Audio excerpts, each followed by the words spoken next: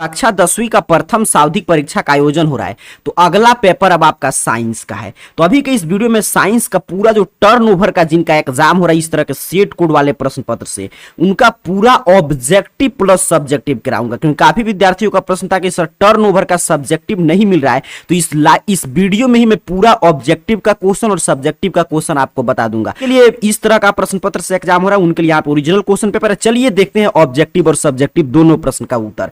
तो यहाँ पे मैं फिर से बता दे रहा हूं, ये टर्नओवर का प्रश्न पत्र है और यहाँ पे सेट कोड वगैरह दिया गया है, तो आपके लिए हूबहू यही परीक्षा में प्रश्न आएगा विज्ञान में। पहला नंबर प्रश्न है, देखिए एक छात्र के द्वारा ये सेंड किया गया है। तो यहाँ पे हो सकता है उसने जो टिक किया हो वो सही हो सकता है नहीं भी हो। तो मैं जो सही उत्तर बताऊंगा वही आपको सही मानना है। पहला प्रश्न करें कि प्रकाश के परावर्तन के कितने नियम है? 2 नियम है। बहुआ टाइप प्रश्न हो गया, ऑप्शन ए। दूसरा नंबर प्रश्न है, दाढ़ी बनाने के लिए कौन सा दर्पण प्रयुक्त होता है? तो दाढ़ी बनाने के लिए अवतल दर्पण, अवतल दर्पण को हम लोग हजामती दर्पण भी बोलते हैं। तो ऑप्शन बी आपका सही उत्तर हो जाएगा। नंबर प्रश्न है, समतल दर्पण की फोकस दूरी होती है? तो समतल दर्पण की फोकस दूरी अनंत होता है। तो ऑप्शन ए सही उत्तर हो जाएगा।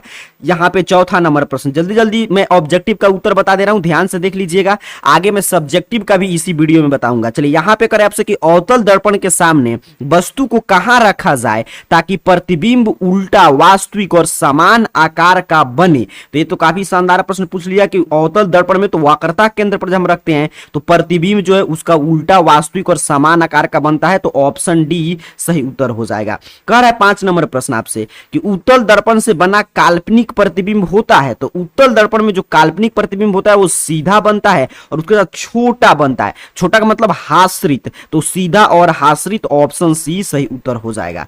छठा नंबर प्रश्न है, लेंस में मुख्य फोकस की संख्या तो 2 होता है, काल्पनिक फोकस, वास्तविक फोकस। प्रश्न देखते हैं 7 नंबर, कह रहा है आपसे कि वायु में प्रकाश की चाल निर्वात की अपेक्षा होती है। तो देखिए निर्वात का मतलब क्या होता है कि ऐसा जगह जहां पे हवा भी नहीं हो, वैक्यूम हो, और एक होता है आपका वायु जहां पे हवा हो। तो हवा में क्या हो जाएगा, निर्वात से कम होगा, निर्वात में ज्यादा होता है। सबसे अधिकतम चल कहां होता है, निर्वात में, और उससे थोड़ा लगभग बराबर ही होता है लेकिन थोड़ा सा कम होता है आपके हवा में। तो ऑप्शन ए सही उत्तर हो जाएगा।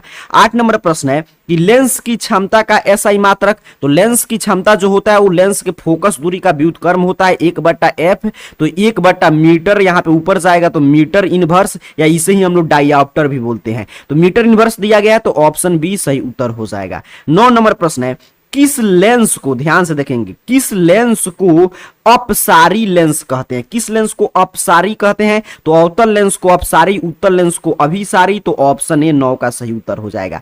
किसी माध्यम का अपवर्तनांक तो साइन आई बटा साइन आर। तो ऑप्शन बी सही उत्तर है। रिफ्लेक्टिव इंडेक्स पूछा गया है। 11 नंबर प्रश्न है, पुतली के साइज को कौन नियंत्रित करता है? तो परितारिका। ऑप्शन बी सही उत्तर हो जाएगा 11 नंबर प्रश्न का। आगे बढ़ते हैं, पूरा ऑब्जेक्टिव सब्जेक्टिव, क्योंकि काफी विद्यार्थियों का प्रश्न था कि ये देखिए टर्नओवर का यहाँ पे प्रश्न पत्र है, नीचे मैं आपको दिखा भी दे रहा हूँ, यहाँ पे देख लीजिए, और ऊपर सेट कोड वगैरह अगर आप में दिया गया तो आपके लिए ओरिजिनल क्वेश्चन पेपर है। ऑब्जेक्टिव सब्जेक्टिव दोनों हम लोग चर्चा करेंगे। प्रश्न आपसे पूछा गया कि निकट दृष्टि दोष करने के लिए किस लेंस का व्यवहार होता है? तो उत्तल लेंस। प्रकाश के किस वर्ण रंग का तरंग दैर्ध्य अधिकतम होता है? लाल। निर्वात में देखिए फिर पूछा है, निर्वात में तो 3 × 10⁸ मीटर प्रति सेकंड। यहाँ पे ध्यान से देख लीजिएगा, ऑप्शन बी सही उत्तर होगा। इसलिए मैं बोला कि जो प्रश्न यहाँ पे टिक किया गया काफी हद तक सही है, लेकिन एक जिस छात्र ने भेजा उसके द्वारा टिक किया गया, तो आपको जो मैं बता रहा हूं वही सही उत्तर मानना है।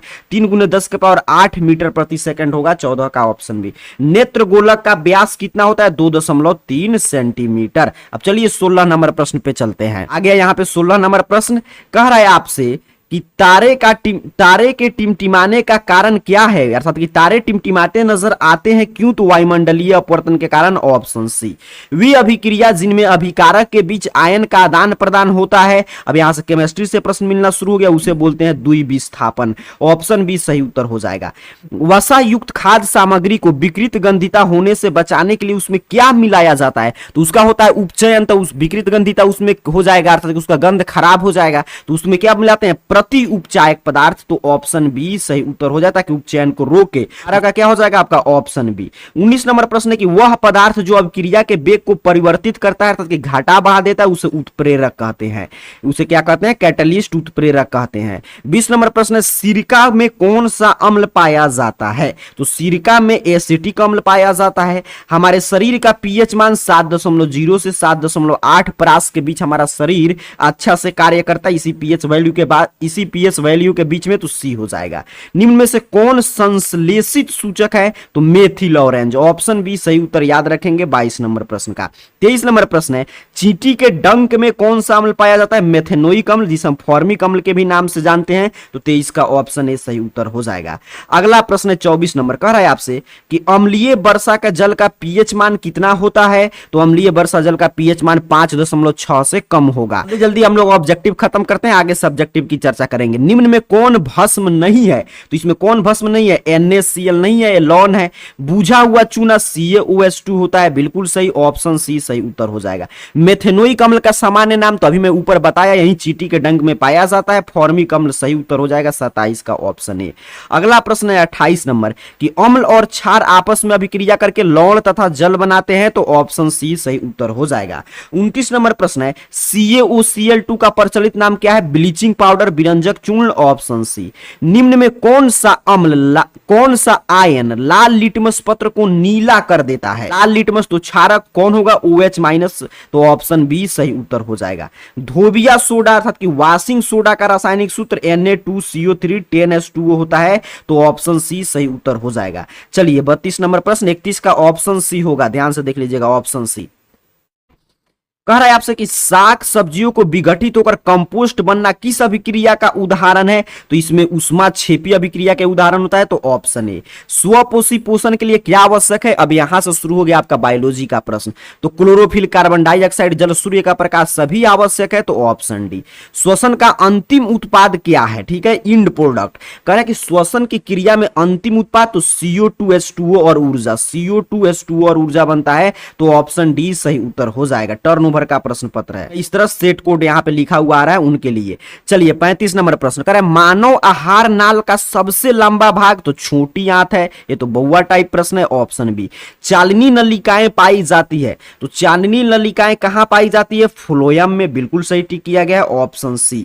37 नंबर प्रश्न है, आरबीसी का जीवन अवधि तो 120 दिन का होता है, ऑप्शन ए सही उत्तर हो जाएगा। निम्नलिखित में से किसमें रंध्र के छिद्र घिरे होते हैं, अर्थात जो भी रंध्र होता है, जिस टोमाटा जो होता है, जिससे पौधे जो है अपना गैस का विनिमय करते हैं, वो किससे घिरे होते हैं, तो द्वार कोशिका अर्थात कि गार्ड कोशिका से, तो ऑप्शन बी सही उत्तर हो जाएगा 38 का। चलिए एटीपी का विस्तारित रूप पूरा नाम तो एडिनोसिस ट्राइफॉस्फेट होता है, तो ऑप्शन सी सही उत्तर हो जाएगा। मनुष्य के वृक्क एक तंत्र का भाग है जो संबंधित है उत्सर्जन से, ऑप्शन सी सही उत्तर है। थायरॉक्सिन के संश्लेषण के लिए अनिवार्य है, तो ये तो आप जानते हैं, आयोडीन और सेलेनियम अनिवार्य है, तो ऑप्शन ए 41 का आपका सही उत्तर हो जाएगा। चलिए आगे बढ़ते हैं 42 नंबर प्रश्न, कह रहा है पीत रस का स्राव कहां से होता है, तो पीत रस का स्राव कहां से होता है, यकृत से होता है, याद रखेंगे, ऑप्शन बी आपका सही उत्तर हो जाएगा। अगला प्रश्न आपसे कह रहा है, मनुष्य के मस्तिष्क का कौन सा भाग शरीर की स्थिति और संतुलन के लिए उत्तरदायी है, तो आपका अनुमस्तिष्क, बिल्कुल सही। आगे बढ़ते हैं, अगला प्रश्न कह रहा है, मानव हृदय में कितने कोष्ठक होते हैं, 4 होते हैं। दो तंत्रिका कोशिका के मध्य खाली स्थान को सिनेप्स कहते हैं, ऑप्शन बी सही उत्तर हो जाएगा। कह रहा है पायरूट के विखंडन से यह कार्बन डाइऑक्साइड, जल तथा ऊर्जा देता है, यह क्रिया कहां संपन्न होती है, तो माइटोकॉन्ड्रिया में। कृत्रिम वृक्क किस अपशिष्ट को रुधिर से अपवहन द्वारा पृथक करता है, तो नाइट्रोजनी अपशिष्ट को न करता है, बिल्कुल सही, ऑप्शन ए सही उत्तर हो जाएगा।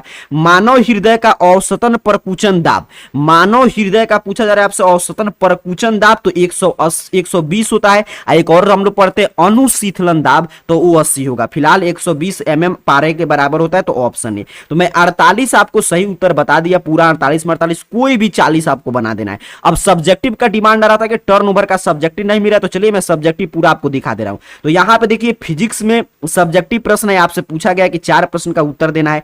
करे आपसे कि टिंडल प्रभाव क्या है, मानव आंख में दृष्टि दोष क्या है, या कितने प्रकार के होते हैं। अगला प्रश्न यहां पे नीचे की तरफ बढ़ेंगे तो कि अवतल दर्पण और उत्तल दर्पण में अंतर लिखिए, स्नेल के नियम लिखिए, प्रकाश का वर्ण विच्छेदन समंजन क्षमता, उत्तल लेंस को आंख के सामने रखकर सूर्य को क्यों नहीं देखना चाहिए, गोलीय दर्पण की वक्रता त्रिज्या से आप क्या समझते हो। तो इसमें से 4 का उत्तर लिखने रहा, मैं उत्तर भी आपको अभी लिखाऊंगा, आपको चिंता नहीं लेना है। आगे पहले दीर्घोत्तरीय प्रश्न देखते हैं, इसमें से 2 दीर्घोत्तरीय प्रश्न है, एक अवतल दर्पण में आपको सिद्ध करना है और दूसरा है कि मानव नेत्र की बनावट और कार्य को बताइए नामांकित चित्र के द्वारा। तो इस तरह 4 आपको लघुत्तरीय और 1 आपको दीर्घोत्तरीय का उत्तर लिखना है। चलिए पहले उत्तर देखते हैं, फिर केमिस्ट्री पे आते हैं। दे रहा हूं, एक प्रश्न पूछा था आपसे लघुत्तरीय में कि दृष्टि दोष क्या है या कितने प्रकार का होता है और इसका निवारण कैसे करेंगे। तो इस तरह आपको बस लघु उत्तरीय प्रश्न है, तो इतना ही आपको लिखना है, ज्यादा नहीं। ध्यान से स्क्रीनशॉट भी ले सकते हैं आप, जरा दृष्टि दोष यहाँ पे दिया गया है। अगला प्रश्न आपसे पूछा था कि उत्तल दर्पण और अवतल दर्पण में अंतर, तो यहाँ पे देखिए उत्तल और अवतल दर्पण में पूरा इस तरह अंतर आप देख लीजिए। यहाँ पे चाहे तो आप स्क्रीनशॉट ले सकते हैं और ऐसे आपको उत्तर लिख देना है। 2 प्रश्न का मैं उत्तर बता दिया।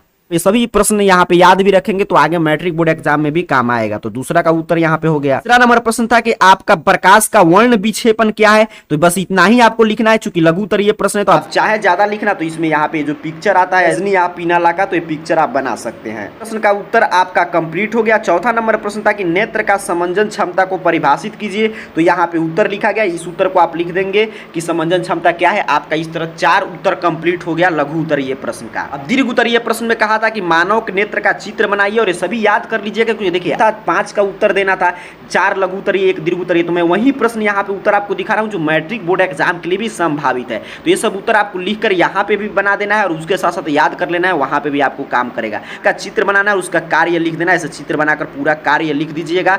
अब आगे बढ़ते हैं, केमिस्ट्री पे आते हैं। तो केमिस्ट्री में कह रहा है कि 11 से 18 तक लघु उत्तरीय प्रश्न है, 4 का उत्तर देना है। प्रश्न देख लीजिए, आप कोई भी उत्तर लिख सकते हैं। ऐसे मैं 4 का उत्तर लिखा दूंगा इसमें से। अपघटन अर्थात कि वियोजन अभिक्रिया क्या है, रासायनिक समीकरण को संतुलित क्यों करते हैं, उदासीनीकरण अभिक्रिया क्या है, उदाहरण दे, सोडियम बाइकार्बोनेट के 2 उपयोग लिखे, प्लास्टर ऑफ पेरिस के आणविक सूत्र लिखे, इसका उपयोग, उत्फुलन क्या है, हाइड्रोजन आयन जल में किस रूप में विद्यमान रहते हैं, श्वसन को ऊष्माक्षेपी अभिक्रिया क्यों कहते हैं। इसमें से कोई 4 लिख देना है। और फिर यहाँ पे 2 दीर्घ उत्तरीय प्रश्न में से एक लिखना है कि हमारे दैनिक जीवन में पीएच के किन्हीं 5 महत्वों को बताइए, या ऑक्सीकरण और अवकरण अभिक्रिया जो होता है उसको समझाएं, और रेडॉक्स अभिक्रिया इसे क्यों कहते हैं। पहला जो आपसे पूछा था अपघटन अर्थात कि वियोजन अभिक्रिया क्या है, तो उसका उत्तर यहाँ पे है। देखिए यहाँ पे है उसका उत्तर, इस तरह आप लिख लीजिएगा। मैं दिखा दे रहा हूँ, स्क्रीनशॉट भी आप ले सकते हैं कि वियोजन अभिक्रिया क्या है। तो जब मतलब कि जानते हैं कि एक अभिकारक टूटकर एक से अधिक प्रतिफल बनाए तो वियोजन अभिक्रिया, यहाँ पे उदाहरण भी है। ठीक है, क्लियर, आप देख लिया, स्क्रीनशॉट ले लीजिएगा।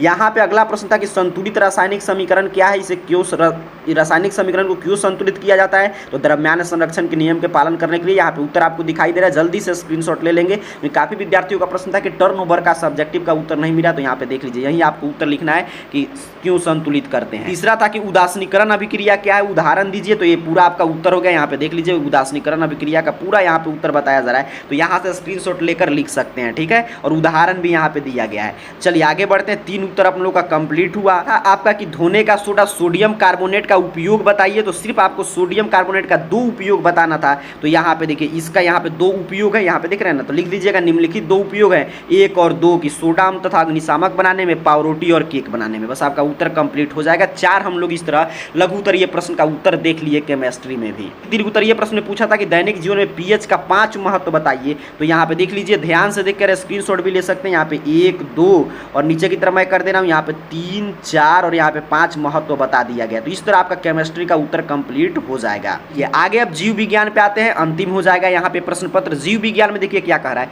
कि जीव के लिए पोषण अनिवार्य है, क्यों, हमारे आमाशय में अम्ल की भूमिका क्या है, मनुष्य में ऑक्सीजन तथा कार्बन डाइऑक्साइड का परिवहन कैसे होता है, प्लेटलेट्स क्या है, पादप में भोजन का स्थानांतरण कैसे होता है, प्रतिवर्ती क्रिया में मस्तिष्क की क्या भूमिका है, पौधों में रासायनिक समन्वय कैसे होता है, मृत जीवी पोषण क्या है। और यहाँ पे 2 दीर्घ उत्तरीय प्रश्न है कि पौधों में प्रकाश संश्लेषण की प्रक्रिया का सचित्र वर्णन करें, या नेफ्रॉन क्या है, इसका एक स्वच्छ नामांकित चित्र बनाए। तो इसमें से आपको 4 लिखना है, इसमें से एक। चलिए इसका भी उत्तर देख लेते हैं। प्रश्न था कि जीवधारियों के लिए पोषण क्यों अनिवार्य है, तो यहाँ पे पूरा उत्तर है, देख लीजिए ध्यान से। स्क्रीनशॉट लेना चाहे तो ले सकते हैं।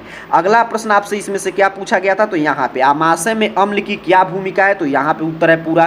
दूसरा का उत्तर यहाँ से आप लिख सकते हैं, देख लीजिए, आप चाहे तो स्क्रीनशॉट ले सकते हैं। तीसरा प्रश्न आपसे क्या पूछा गया था, तो पादप में रासायनिक समन्वय किस प्रकार होता है, ये प्रश्न था। तो यहाँ पे देखिए पूरा इसका उत्तर है आपके सामने, यहाँ पे उत्तर देखकर लिख लीजिएगा। अगला प्रश्न आपसे पूछा गया था 4था नंबर, प्रतिवर्ती चाप में मस्तिष्क की क्या भूमिका है, तो यहाँ पे है प्रतिवर्ती चाप में मस्तिष्क की भूमिका, देख लीजिए। यही प्रश्न का उत्तर आपको लिख देना है। 4 बायोलॉजी से भी आपका कंप्लीट हो जाएगा लघु उत्तरीय प्रश्न। अब चलिए आगे बढ़ते हैं। दीर्घ उत्तरीय प्रश्न था कि नेफ्रॉन का यहाँ पे चित्र बनाइए और उसका कार्यविधि लिखिए, तो पूरा इस तरह आपको कार्यविधि लिख देना है और नेफ्रॉन का ऐसे चित्र बना देना है। ठीक है, फिर से मैं दिखा दे रहा हूँ, पूरा इस तरह स्क्रीनशॉट ले लीजिए जल्दी से। इस कार्यविधि हो गया और यहाँ पे इस तरह इसका चित्र बना देना है। तो पूरा मैं ऑब्जेक्टिव करा दिया आपको और सब्जेक्टिव का भी उत्तर दिखा दिया। जिनका टर्नओवर के इस टाइप के प्रश्न पत्र से एग्जाम हो रहा है उनके लिए। अब सीख लेते लेते हैं पूरा टर्नओवर का ये प्रश्न पत्र उत्तर सहित ऑब्जेक्टिव सब्जेक्टिव का जो मैं दिखा रहा था उसको पीडीएफ के रूप में कैसे डाउनलोड करेंगे। तो इसके लिए आपको अपने मोबाइल फोन का कोई भी ब्राउजर ओपन करके गूगल सर्च बॉक्स में आइए और इस चैनल का नाम स्पेलिंग जो लिखा हुआ रहा होगा AR कैरियर पॉइंट आपके स्क्रीन पे वैसे ही टाइप करके सर्च कीजिएगा, आपके सामने सर्च रिजल्ट आ जाएगा। ARcareerpoint.com वेबसाइट सबसे ऊपर शो होगा, सिंपल सा आपको इस वेबसाइट पे क्लिक कर देना है। यहाँ पे क्लिक करके थोड़ा सा नीचे की तरफ बढ़िएगा, थोड़ा सा नीचे की तरफ स्क्रॉल डाउन करेंगे तो यहाँ पे मिल जाएगा देखिए क्लास 10th का सेक्शन और सबसे ऊपर है साइंस का। यहाँ पे क्वेश्चन पेपर पढ़ लीजिएगा जहां पे लिखा होगा matric first terminal exam science question paper 2023। Simple सा आपको इस पोस्ट पे क्लिक कर देना है।